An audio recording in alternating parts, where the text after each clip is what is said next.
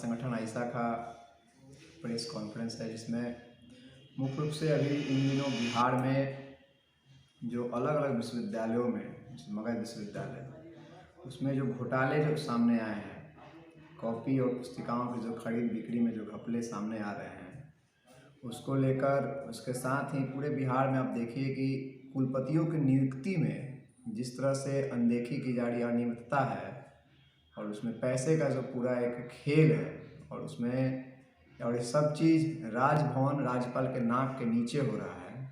ये बिहार के शिक्षा व्यवस्था को लेकर काफ़ी चिंताजनक है। आप देख रहे होंगे कि बिहार के तमाम ऐसे कई सारे विश्वविद्यालय हैं जिसमें कई सारे कॉलेजों में शिक्षक नहीं है। कई सारे विश्वविद्यालयों की डिग्री जो है 4 साल 5 साल 6 साल तक लटका रहता है। अब पटना विश्वविद्यालय की अगर बात करें तो मगध महिला कॉलेज में जो प्राचार्य की नियुक्ति का मामला है वो भी बहुत अनियमित तरीके से है। जो भी नियुक्ति का जो प्रक्रिया है उसको अनदेखी करके अभी जो तत्कालीन प्राचार्य जो बनी हैं, इनसे सीनियर प्रोफेसर जो कि अभी केमिस्ट्री के HOD हैं, उनको नज़रअंदाज करके राजभवन के नेक्सस के आधार पर एक जूनियर प्रोफेसर को प्राचार्य बना दिया गया। अभी दूसरी तरफ आप देख रहे होंगे कि मिथिला विश्वविद्यालय के जो कुलपति हैं, जो कई अलग अलग विश्वविद्यालयों के प्रभार संभाले हुए हैं, चाहे पाटलिपुत्रा विश्वविद्यालय हो, आर्यभट्ट कॉलेज हो, और उन पर जो भ्रष्टाचार के गंभीर और संगीन जो आरोप लगे हैं, उसके बाद भी उनको वेस्ट VC का अवार्ड उसी दिन बुला कर दिया जाता है। और जब ये मामला सामने आता है तब उनको पाटलिपुत्रा विश्वविद्यालय के पदभार से मुक्त किया जाता है, लेकिन अभी भी उनके पास आर्यभट्ट कॉलेज का जो पदभार है, और साथ ही LNMU के भी वो कुलपति बने हुए हैं। सवाल ये है कि जब किसी कुलपति पर इस तरह के संगीन आरोप हैं, भ्रष्टाचार के मामले हैं उन पर, तब वो कुलपति कैसे बने रह जाते हैं। दूसरी तरफ इस पूरे कॉपी और पुस्तिकाओं के घपले में, घोटाले में अतुल श्रीवास्तव का नाम आ रहा है, और दूसरा जो फग्गू चौहान के बेटे हैं उनका नाम आ रहा है कि ये लोग बाकायदा राज्यपाल की जो पावर है उसका गलत इस्तेमाल करके टेंडर अपने मन मर्जी से अपने नज़दीक वाले को पूरे नियम को अनदेखी करके वो दे रहे हैं। तो ये पूरा, अगर आप पूरे बिहार के शिक्षा व्यवस्था पर बात करो, शिक्षा को देखें, तो ये इसमें सरकार और राज्यपाल दोनों ही संलिप्त है बिहार की शिक्षा को बर्बाद करने के लिए।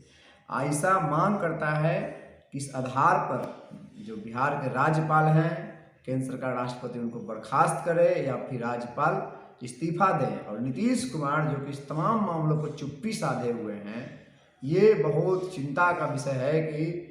बिहार सरकार इस पर कुछ नहीं कर पा रही, और बिहार सरकार जो है भाजपा और RSS की पंगु बनकर रह गई है। इसमें हम आगामी दिनों में 15 तारीख को इस सवाल को लेकर पूरे बिहार के विश्वविद्यालयों को बंद करने का एक कॉल है। उसके साथ ही अलग अलग जगहों पर प्रतिरोध मार्च, और कुलपति जो नियुक्ति अनियमितता का मामला, उसमें राज्यपाल और मुख्यमंत्री नीतीश कुमार दोनों का पुतला दहन किया जाएगा। दूसरा जो मसला है अंबेडकर कल्याण छात्रावास,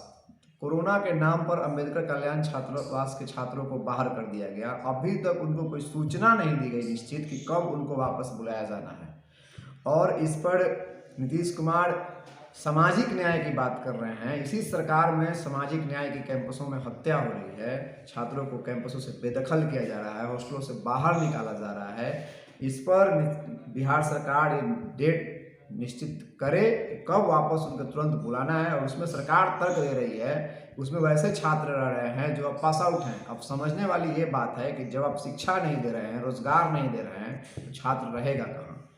जो छात्र प्रतियोगी परीक्षाओं की तैयारी करते हैं, जिनके पास रहने की जगह नहीं है, वो उस छात्रावास में रहते हैं। इसमें गलत क्या है? आप अलग से और छात्रावासों का निर्माण कीजिए जहां ऐसे छात्र भी रहें।